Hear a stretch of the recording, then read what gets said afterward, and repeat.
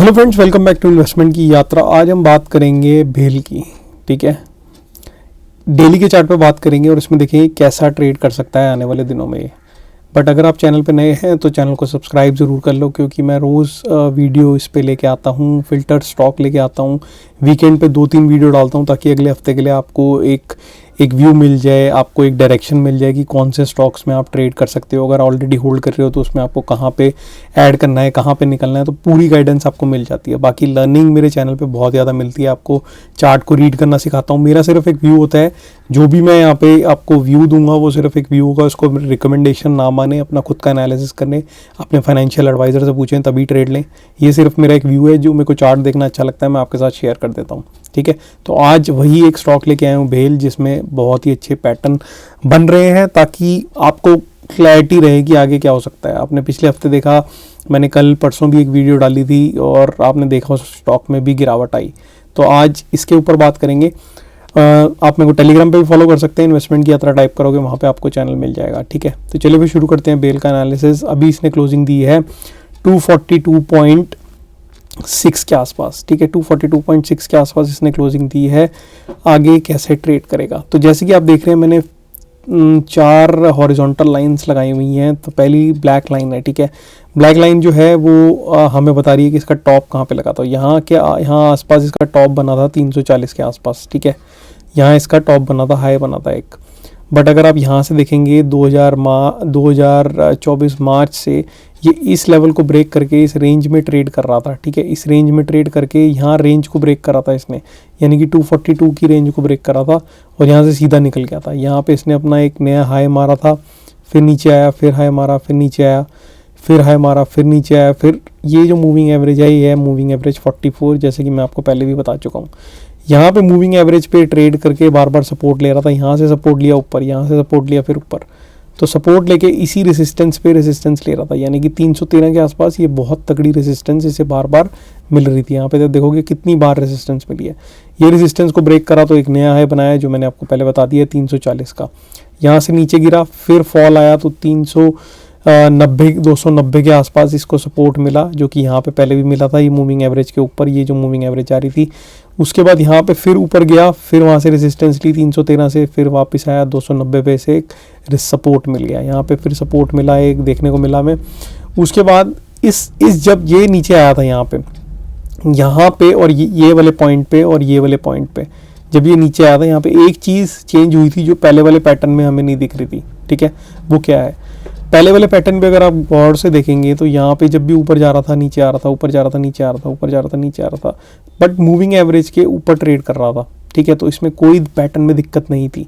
बार बार ऊपर जा रहा था, नीचे आ रहा था, पैटर्न यही कह रहा था कि मूविंग एवरेज 44 के ऊपर ट्रेड कर रहा है।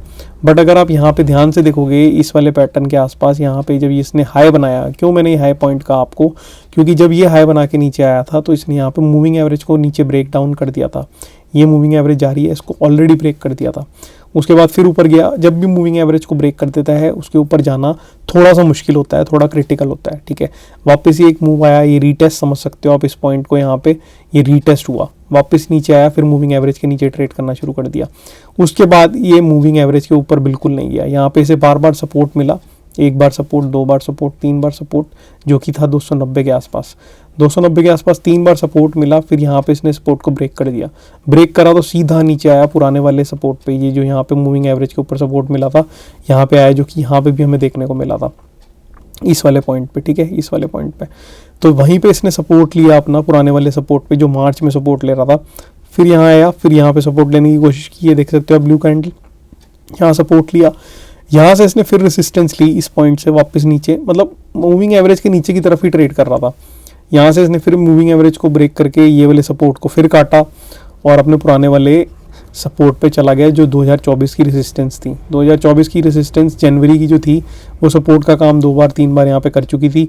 सेम उसने सपोर्ट यहाँ पे दिया, यहाँ सपोर्ट लिया, ऊपर गया, वही 242 की रेसिस्टेंस को लिया, 218 से 242 तक गया, रेसिस्टेंस ली, नीचे आया, फिर यहाँ पे सपोर्ट मिला, फिर ऊपर गया।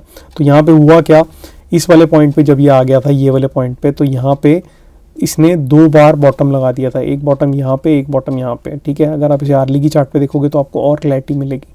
तो यहाँ इसने डबल बॉटम मार दिया था, इसको आप कह सकते हो डबल बॉटम छोटे टाइम फ्रेम पे। तो ये डबल बॉटम मार दिया, यहाँ से ऊपर गया। यहाँ से ऊपर जाने के बाद ये मूविंग एवरेज को इसने हल्का सा काटा, मूविंग एवरेज ये आई है, मूविंग एवरेज को काट के हल्का सा मूविंग एवरेज के साइड में ट्रेड करता रहा। अभी भी मूविंग एवरेज के साइड में ट्रेड कर रहा था, बट कल इसमें हुआ क्या है, फ्राइडे को इसमें क्या हुआ है वो बात करते हैं अब। तो फ्राइडे को इसमें हुआ ये है, अगर इसे थोड़ा सा आप एक जूम करके देखेंगे तो आपको यहाँ पे क्लैरिटी एक दिखेगी एक चीज़ में कि यहाँ पे इसने मूविंग एवरेज के नीचे एक डिप मारी है कल। ये देखो, इसके ऊपर ट्रेड कर रहा था, तब तक इस स्टॉक की वीडियो बनाना कोई इंपॉर्टेंस का काम नहीं था, क्योंकि जब तक इसके ऊपर ट्रेड कर रहा है मैं आपको आपका टाइम वेस्ट, आपकी कैपिटल को एकदम फ्रीज नहीं करना चाहता किसी भी गलत स्टॉक के अंदर, राइट।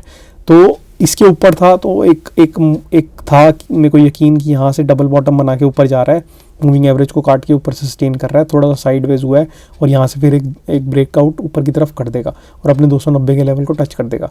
बट इसने करा क्या, क्योंकि और स्टॉक में भी ये पैटर्न बन रहा है, इस स्टॉक में भी मेरे को डाउट था कहीं बन ना जाए, तो मैंने इसको रिविजिट जब करा, मुझे यहाँ पे दिखा कि यहाँ पे 6, 7, 10 दिन ट्रेड करने के बाद इसने कल एक टिप मार दिया। तो अगर आप अब ये स्टॉक आपके पास ऑलरेडी होल्ड है, आपने पहले कहीं यहाँ कहीं बाय किया हुआ है, कहीं पे भी आपने बाय किया हुआ है, यहाँ कहीं बाय किया हुआ है, अब आपको इसमें एक जोन में एक क्लैरिटी अपने लानी है कि जब से ये इस वाले जोन को इसने काटा है, ये नीचे की तरफ ट्रेड कर रहा है मूविंग एवरेज के 44 के, यहाँ पे ऊपर गया है, ये फेक ब्रेकआउट हो सकता है क्योंकि यहाँ पे डिप मार दिया इसने नीचे। अगर कल 2 दिनों के अंदर ये ऊपर की तरफ ट्रेड नहीं करता, यानी कि 245 के ऊपर ट्रेड नहीं करता अगर ये, तो यहाँ पे दिक्कत बढ़ सकती है। अगर ये 245 के ऊपर ट्रेड करना शुरू वापस नहीं करता और सस्टेन नहीं करता, यहाँ पे कंडीशन ये है कि सस्टेन करना है इसे, यहाँ पे इसने 10 दिन का सस्टेन दिखाया बट वापस नीचे आ गया, तो अगर वापस 2 दिन ऊपर जाके तीसरे दिन नीचे आया तो सस्टेन नहीं कहोगे। सस्टेन मतलब 4-5 दिन ये सस्टेन करे और लेवल को काटे, ये वाले पुराने लेवल्स को झटके से काटे, यानी कि 250 के लेवल को। बट अगर नहीं काटता है 250 के लेवल को, तो इसका मतलब ये है कि सीधा ये 218 पे आपको किसी भी दिन दिख सकता है, ठीक है, किसी भी दिन आपको 218 पे वापस आता हुआ दिख सकता है। और अगर ये वापस आया तो इसमें एक और चीज़ बन जाएगी, वो ये कि यहाँ पे देखो ये जो W पैटर्न बना था यहाँ पे, ये फिर चेंज होके M पैटर्न में चेंज हो जाएगा। यहाँ पे आप ध्यान से देखोगे तो ये दूसरा M यहाँ पे नेक लाइन, और इसको ब्रेक करके नीचे की तरफ ट्रेड करना शुरू कर देगा। फिर वो बात अलग है कि ये बनता है कि नहीं, वो हम आगे बात करेंगे, मैं दोबारा वापस वीडियो डाल दूंगा, टेलीग्राम पे भी अपडेट कर दूंगा अपने। तो कोई भी स्टॉक के बारे में आपको कोई भी डाउट होता है आप टेलीग्राम पे पूछ सकते हो या कमेंट में मेरे से पूछ सकते हो, मैं उसकी वीडियो डाल दूंगा।